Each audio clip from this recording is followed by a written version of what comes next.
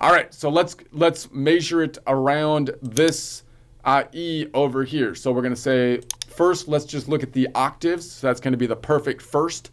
We'll look at all the octaves and try to find them on each string, remembering that I should be able to find the distance that's reachable on each string if I'm somewhere in the middle of the guitar, and therefore I can reach either left or right, and I should only have a maximum difference of 6 frets because there's only 12 notes, and therefore if I can go both ways to reach, then 12 divided by 2 is 6, and therefore it's just out of reach if it's 6. But if it's 5 frets away or less, then I should be able to reach any interval on any string as I measure from any point. The point I'm measuring from here, of course, being this E, which means we're going to be looking at intervals that will be in the Phrygian mode as we're looking at this shape, which is equivalent to the C major shape and the D Dorian shape.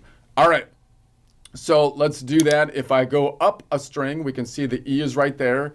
So I got to go 12 steps up to go to the next octave. When I go up, I usually call that a negative because I usually think of it as the inverse, because usually we go down when we count things out. So I'm going to say this is going to be -5. And then when I go this way, it's going to go down. So -5, 4, 3, 2, 1, and then 0 or 12. And there's the octave. Let's do it from here. So I'm on this E on the 7th fret. So I'm going to say -5, 4, 3, 2, 1, 0, or 12. So we have how many? So that means that when I go up a string, that the octave is going to be 1, 2, 3, 4, 5 frets up. So that's always going to be the case unless I'm crossing the fault line going from this up to here, right? So if I'm going up, the octave is always going to be 5 frets forward, which means it's going to be 5 minus or 12 minus 5 or 7 frets back.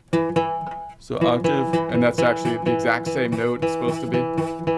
It's not really an octave, but I'm thinking of it as a circle in essence.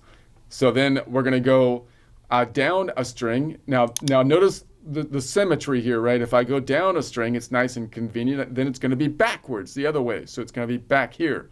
So if I go down a string, the octave, I go 5, 4, 3, 2, 1, 0, or 12.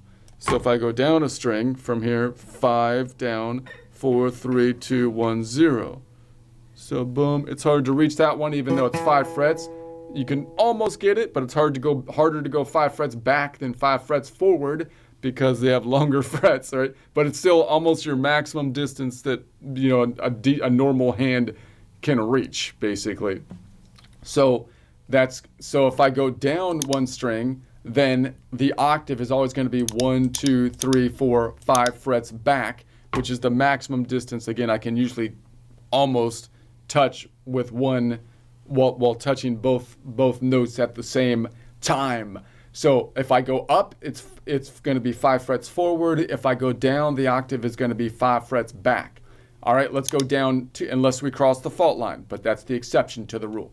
Let's go down 2 strings and we look for the E. We see the octave right there. That's possibly the most common one that most people know well. And if we count that up, it should be 12 out. So we're going to say, let's count it up. 5, 10, 11, 12. If I count it up from here, I'm right there. 5, 10, 11, 12.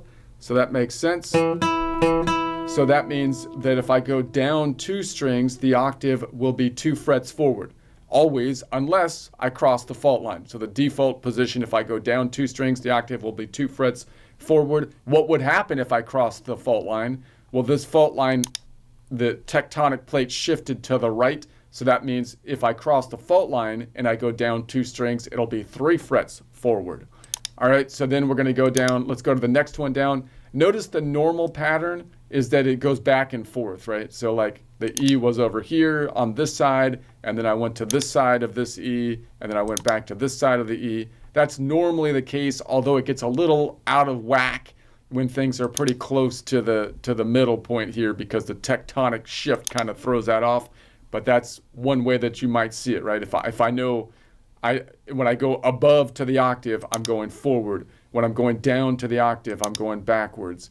When I'm going down 2, I'm going forward. When I'm going down 3, I'm going backwards. Down 4, you could think of it as going forwards.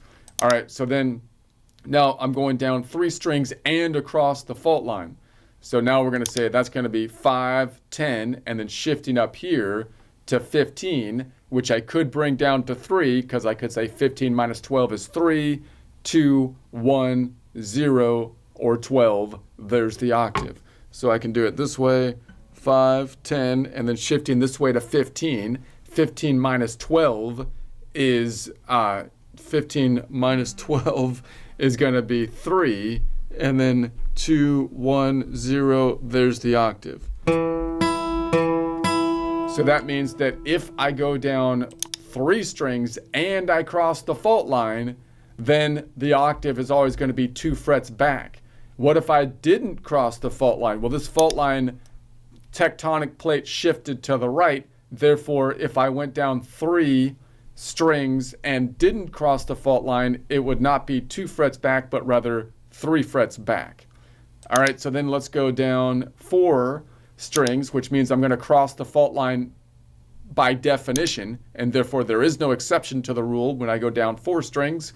And we're going to say the E is going to be up here. Now, once again, I could measure up first. So I might say, well, look, that's going to, let me measure it to the top string first and then measure it down there. So I can do that and say, okay, it would be -5, 4, 3, 2, 1, and therefore the other side would be down here as well. Or I can count it down, 5, 10, and then this way, 15. 15 minus 12 is 3, and then if I go down again, another 5 makes it up to 8, 9, 10, 11, 12. Boom.